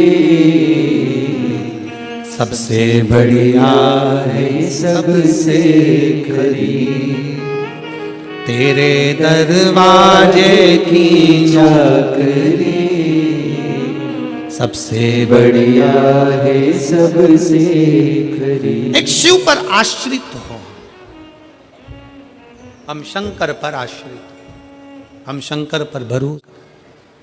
क्या देगा, कैसे देगा, कब देगा, ये वही जान सकता, ये वही जानेगा। हम नहीं जान सकते कि कौन क्या दे रहा है, कैसा दे रहा है, ये उसके ऊपर निर्भर करता है, उसके ऊपर निर्भर करता है। आप जिस आस से, जिस विश्वास से बाबा की कथा को श्रवण कर रहे हो, जिस लगनता से भगवान की कथा सुन रहे हो, मेरा बाबा उसी लगनता से देता।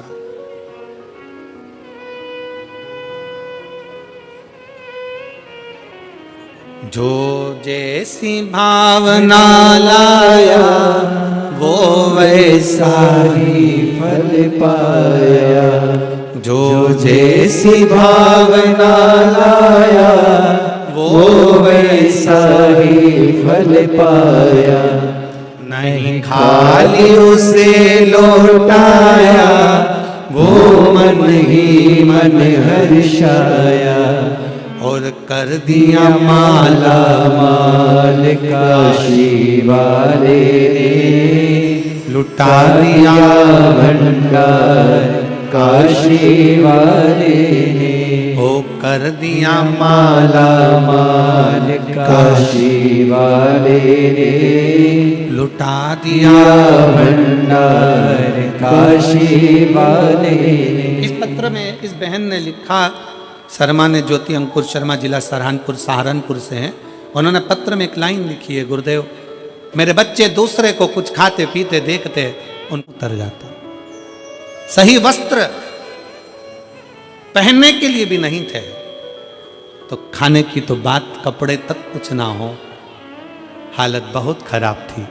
तब कुबेरेश्वर धाम के उस कुबेर भंडारी को याद किया और बाबा की कृपा से एक लोटा जल सारी समस्या का, फिर वो कुबेरेश्वर बाबा संभाल, इसमें कोई दूसरा नहीं, कोई दूसरा दे भी नहीं सकता। किसकी सामर्थ्यता है?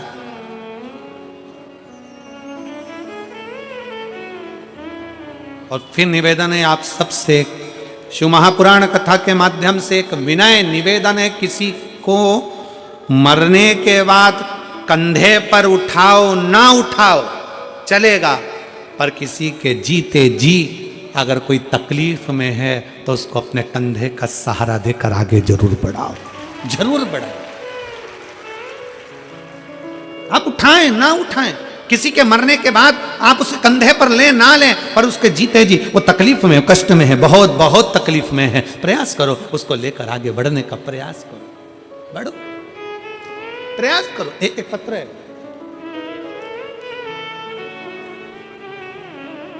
पहले इस लड़के का फोटो देखिए जिसका लीवर, किडनी सब बेकार हो चुका है और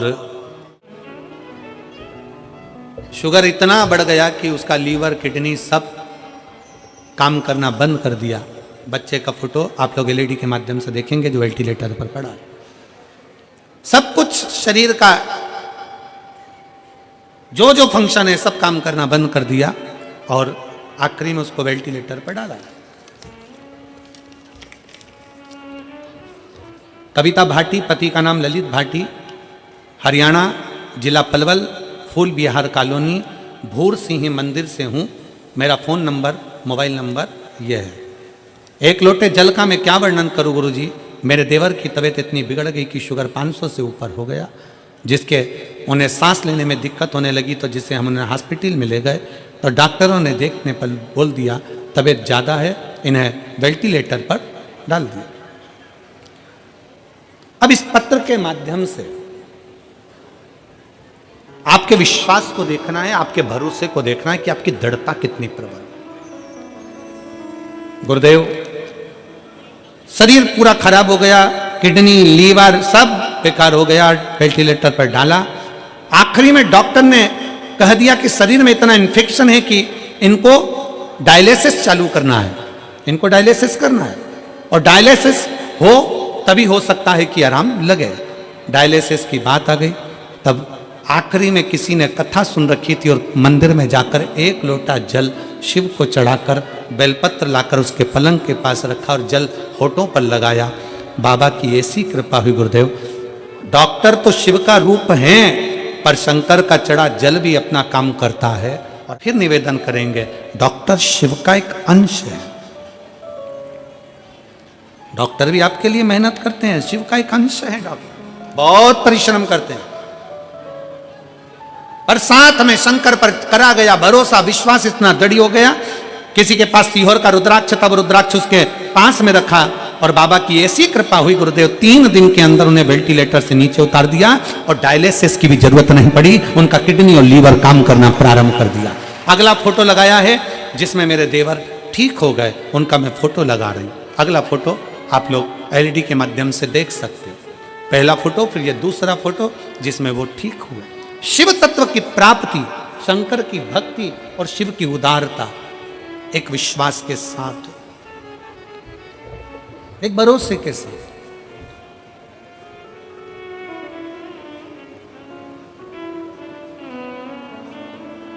जो जैसी भावना वो वैसा ही फल पाया। मैनपुरी की कथा में वो बहन कथा सुनने बैठती है कि मेरा बेटा मुझे वापस मिले, वो देता है, क्यों ना दे।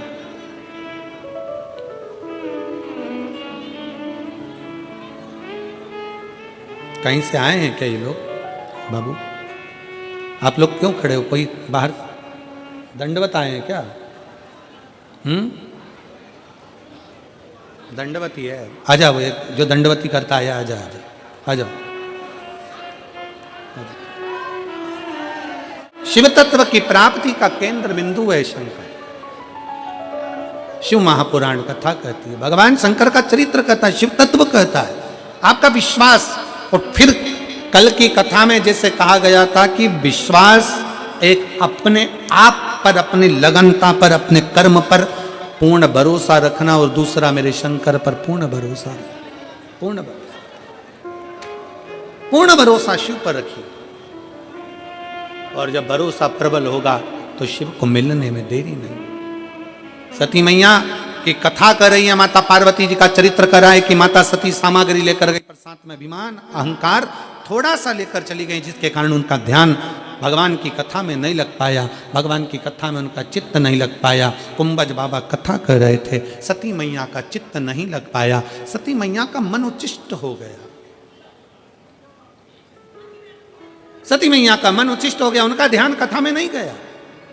और शिव महापुराण का सबसे बड़ा क्रम है, आप जितनी देर पंडाल में बैठो, भगवान की आरती हो, कर्पूर गौरम हो, शिव आरती तक जब तक कथा के पंडाल में बैठे हो, तब तक भगवान शंकर की कथा में तुम्हारा चित्त, तुम्हारा मन, तुम्हारा ध्यान रमा होना चाहिए।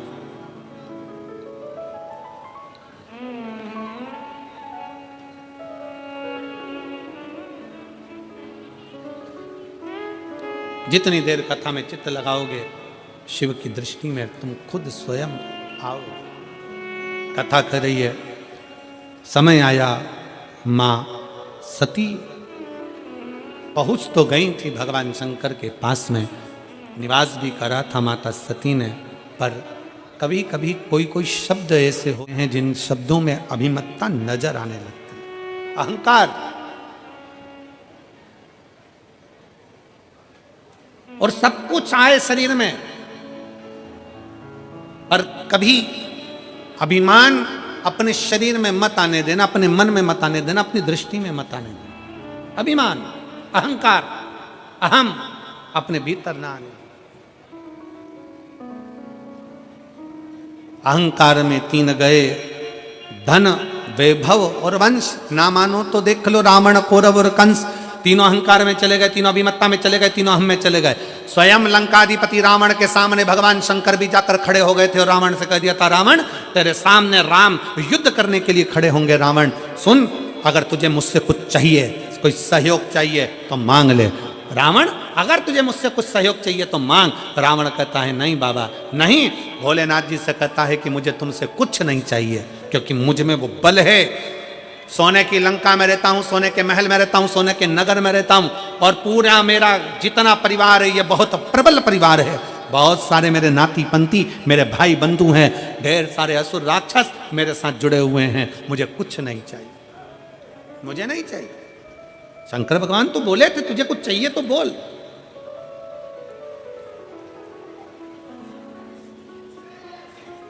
क्या दिया जाए तुमको? तुम युद्ध करने के लिए जाओगे, तुम्हें अगर कुछ चाहिए हो तो बोलो। पर रावण ने कह दिया कि महाराज मुझे अब कुछ नहीं चाहिए, मेरे पास सोने की लंका है, मुझे अब कुछ नहीं चाहिए, मेरे पास में इतना है, मुझे अब कुछ नहीं चाहिए, मुझे इतना में सब कुछ प्राप्त हो गया, मैं करूंगा तो करूंगा, क्या करूं मैं इसका, मुझे नहीं चाहिए, मुझे ये वैभव, मुझे ये धन कुछ नहीं।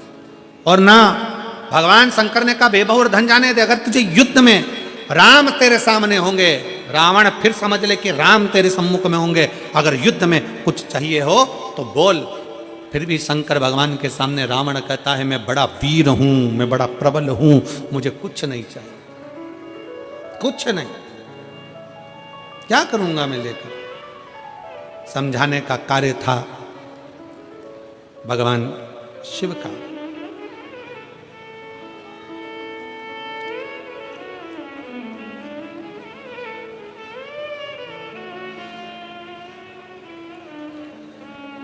समझाने का काम था भगवान शंकर का, अगर कुछ लगता हो तो ले लीजिए, पर रावण अभिमतता में नहीं लिया।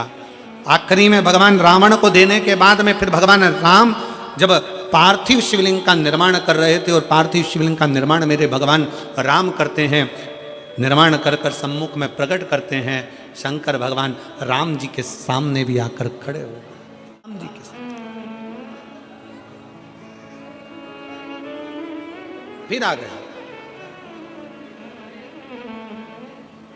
और मेरे राम सम्मुख में, राम के सम्मुख में मेरे भगवान शंकर, राम के सम्मुख में मेरे शिव फिर सम्मुख में आ गए, फिर आए।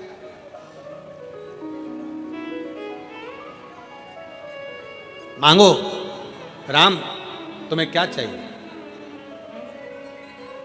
राम तुम्हें क्या चाहिए। भगवान राम से भगवान शंकर करे कुछ मांगना हो तो मांग लो।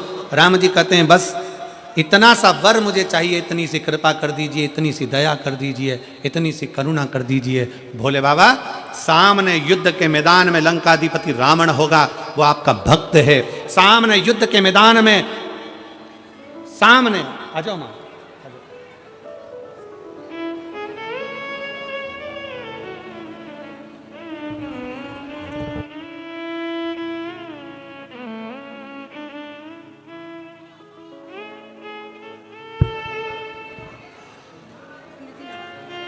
आपका डमरू हमको मिल गया था, और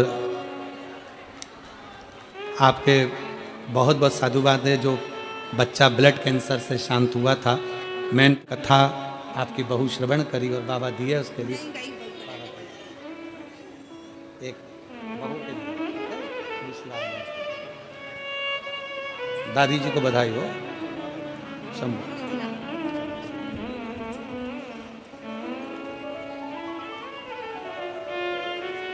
शिव तत्व की प्राप्ति भगवान शंकर स्वयं राम जी के सम्मुख में कर रहे हैं। राम जी मैं गया था लंकाधिपति रावण के पास में, मैं पहुंचा था रावण के नजदीक में, और रावण से भी मैंने कहा था कुछ चाहिए हो तो मांग ले।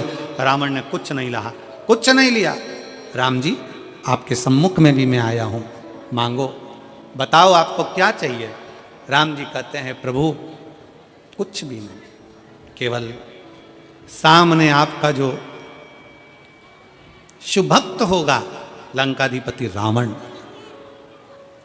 आपके सम्मुख में, मेरे सम्मुख में, मेरा सामने आपका एक शुभक्त होगा, और उसके सामने मेरा और उसका युद्ध आपके सम्मुख में होगा। बस इतनी कृपा करना। भगवान राम शंकर भगवान से कहते हैं इतनी दया करना कि जब रावण के प्राण छूटे ना, बस इतनी कृपा करना कि उसको शिवधाम दे देना, इससे ज्यादा कुछ नहीं चाहिए, उसको शिवधाम दे दीजिए, उसे शंकर का धाम दे दीजिए, और कुछ नहीं चाहिए। और महाराज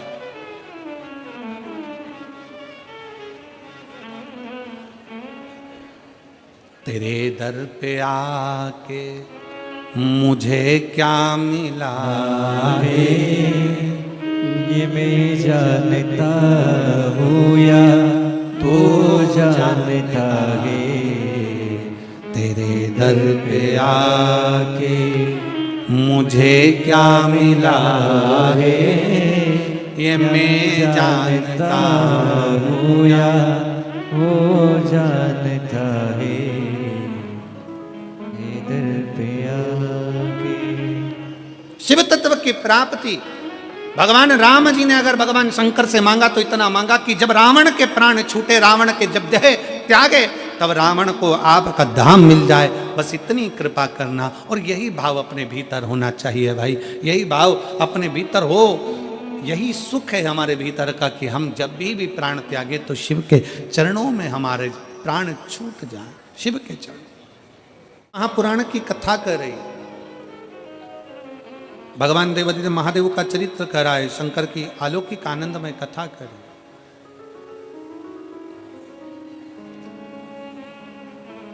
एक बार ब्रह्मा जी के भीतर भी, जैसे रावण को भगवान शंकर ने जाकर पूछा, राम जी से जाकर पूछा, रावण को तुम्हें कुछ चाहिए, सामने राम होंगे युद्ध में, तो बोलो कुछ दे दिया जाए।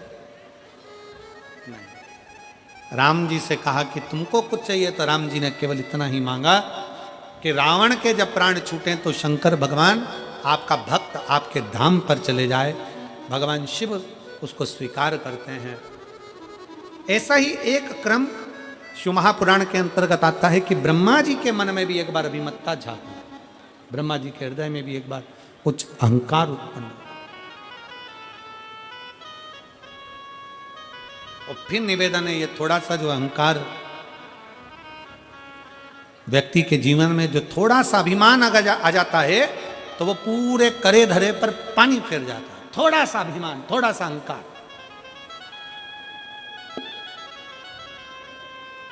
ब्रह्मा जी के भीतर भी अभिमत्ता थोड़ी सी प्रकट हो गई और ब्रह्मा जी के मन में आ गया कि मैं सृष्टि का पालन करता हूं, मैं सृष्टि का पालन करता हूं, सब कुछ मैं हूं, सर्वस्व में हूं। तब भगवान नारायण ने उनको समझाया, भगवान नारायण ने उनको कहा, आप ये सोचना बंद कर दो कि सर्वस्व आप कर रहे हैं, सब कुछ आप कर रहे हैं। कई बार परिवार में भी ऐसा योग बन जाता है, हमारे परिवार में, हमारे कुटुंब में कई बार हम सोचते हैं, बुजुर्ग माताएं कई बार बातों बातों में कह जाती हैं, वो तो मैं जिंदा हूं ना इसलिए ऐसा हो रहा है, जिस दिन मैं मर गई आटे दाल का भाव मालूम पड़ जाएगा।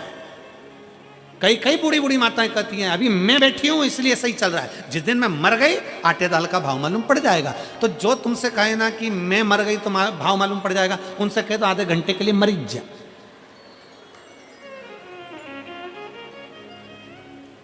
आधे घंटे के लिए जरा थोड़ा जमीन पर सो जाओ, हम भी देखें जरा कि घर सही से चलता कि नहीं चलता। शिव महापुराण की कथा कहती है, कभी अपने मुख से मत कहो कि मैं कर रहा हूं। शिव पुराण की कथा कहती है कि करते हो मेरे बाबा, मेरा नाम हो रहा है, भोले आपकी कृपा से सब काम हो रहा है, भोले आपकी कृपा से सब काम हो रहा है, करते हो मेरे बाबा, मेरा नाम हो रहा है। सब करने वाला बाबा और कराने वाला बाबा, अपन तो केवल एक निमित्त मात्र है, केवल निमित्त।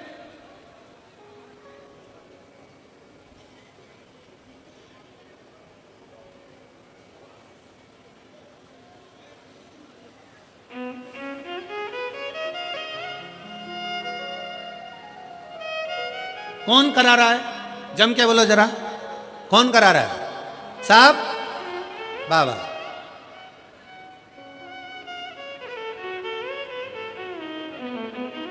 और बाबा भी किसी ना किसी को प्रेरणा देता है, बाबा भी किसी ना किसी को पकड़ता है, तब करवाता है।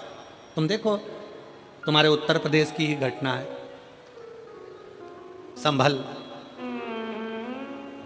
एक शंकर जी का मंदिर 42 साल से बंद पड़ा था और भोले बाबा ने, धन्यवाद दूं मैं उत्तर प्रदेश के मुख्यमंत्री जी योगी जी को, जिन्होंने उस मंदिर को खुलवा दिया। शिव मंदिर, शंकर का मंदिर, ओघड़दानी का मंदिर, शंकर भगवान का 42 वर्ष से बंद पड़ा था। कहां छुपा था किसी को नहीं मालूम पड़ता। साधुता है आप। और संभल का वो शिव मंदिर आज फिर खुला, भगवान देवादिदेव महादेव के ऊपर अब दुनिया के लोग फिर जल चढ़ाना प्रारंभ कर देंगे, शंकर की स्तुति करना प्रारंभ कर देंगे। ये शिव तत्व है, इसको ओगड़दानी की शिव तत्वता। भगवान शंकर किसी ना किसी को निमित्त बनाता है। ब्रह्मा जी से भगवान विष्णु कह रहे हैं, ब्रह्मा जी ये अभिमान मत लाओ कि तुमने करा। शंकर जो करते हैं वो अपने अनुकूल करते हैं। शिव भगवान ओगड़दानी करने वाले। तो भगवान ब्रह्मा जी ने कहा ये शंकर कौन है, शिव कौन, मैं नहीं मानता। तब ब्रह्मा और भगवान विष्णु ने एक पर्वत को घुमाना प्रारंभ करा, और पर्वत को घुमाना प्रारंभ करा तो उस पर्वत में एक अग्नि का खंभ प्रकट हुआ, जो ज्योतिर्लिंग के रूप में शंकर के स्वरूप के रूप में प्रकट हो गया। बोल विश्वनाथ भगवान की जय। भगवान शंकर का एक स्वरूप, एक लिंग स्वरूप प्रकट हो जाता है। भगवान ब्रह्मा जी उसका शीश देखने के लिए ऊपर जाते हैं, भगवान नारायण उसका चरण ढूंढने के लिए जाते हैं। शिव महापुराण की कथा कहती है शंकर के शिवलिंग में 33 कोटि देवता विराजमान है। ना उसका चरण देखने के लिए जाओ, ना शीश देखने के लिए जाओ, तुम तो हृदय से शंकर को रिझाने के लिए एक लोटा जल चढ़ाने के लिए जाओ। जब एक लोटा जल चढ़ाने के लिए शंकर के मंदिर तक जाओगे, शंकर तुम्हारे उस लोटे भर जल को खाली नहीं भेजेगा। जल लेने के बाद लोटा खाली नहीं होता। शंकर जी के ऊपर चढ़ाया गया जल का लोटा कभी खाली घर नहीं जा। शिव महापुराण की कथा कहती है उस लोटे में स्वयं लक्ष्मी समाहित होकर आपके घर तक जाती है। स्वयं लक्ष्मी समाहित होकर आपके घर तक जाती है।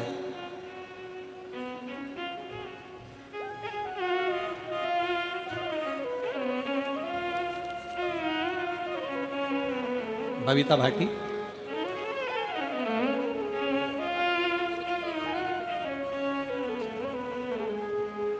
स्वास्थ्य ठीक है?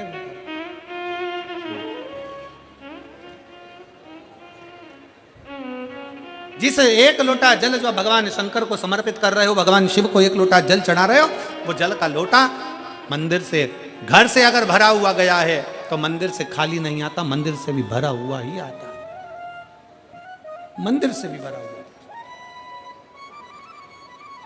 बस तुम्हारा विश्वास, तुम्हारी दृढ़ता। ब्रह्मा जी गए ऊपर शीश देखने के लिए, केतकी के पुष्प को लिया है, गौ माता को लेकर आए। केतकी का फूल भी झूठ बोल दिया, गौ माता भी झूठ बोल दी, भगवान शंकर जी ने श्रापित कर दिया। आखिरी में ब्रह्मा जी झूठ पर झूठ बोले तो उनका शीश कट गया, शीश कटकर दूर गिरा। शंकर भगवान की स्तुति भगवान नारायण ने करी, तब वो शीश ने बट वृक्ष का रूप धारण कर लिया। शंकर जी उस बट वृक्ष के नीचे विराजमान हो गए। शिव जी का नाम बटकेश्वर महादेव।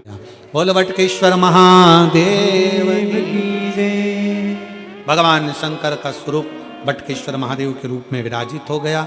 आगे सुंदर वर्णन आता है। भगवान शंकर की स्तुति स्वयं ब्रह्मा जी भी करते हैं कि मुझसे गलती हो गई है, वो गलती को क्षमा करें। गलती, कई लोग कहते हैं भगवान शंकर क्रोध के देवता हैं, भगवान शंकर रुद्र हैं, क्रोधी हैं, गुस्से के देवता हैं। शिव महापुराण की कथा कहती है शंकर भगवान क्रोधी नहीं, रुद्र नहीं, शंकर भगवान कोमलता का भाव रखते हैं, इसलिए उनको भोला भंडारी कहा जाता है। सहजता, निर्मलता, नम्रता मेरे शंकर के अंदर है। किसी देवता को इतने अपशब्द नहीं किए जाते जितने शंकर भगवान को कहे जाते हैं। ये तो गंजेड़ी है, ये तो भंगेड़ी है, ये तो भस्मधारी, त्रिपुंडधारी, नाग, सर्प, माला। लोग अपशब्द पर अपशब्द कहते हैं, पर किसी को यह नहीं मालूम कि ये गंजेड़ी है ना भंगेड़ी है। ये तो ओघड़ दानी है, और ऐसा ओघड़ दानी जो भूलवश भी शंकर के मंदिर के सामने से निकल कर चले जाता है, उसका भी भंडार भोलेनाथ भर देता है। ऐसा ओघड़ दानी है। भगवान ब्रह्मा विष्णु महेश की झांकी का अपन दर्शन कर रहे हैं।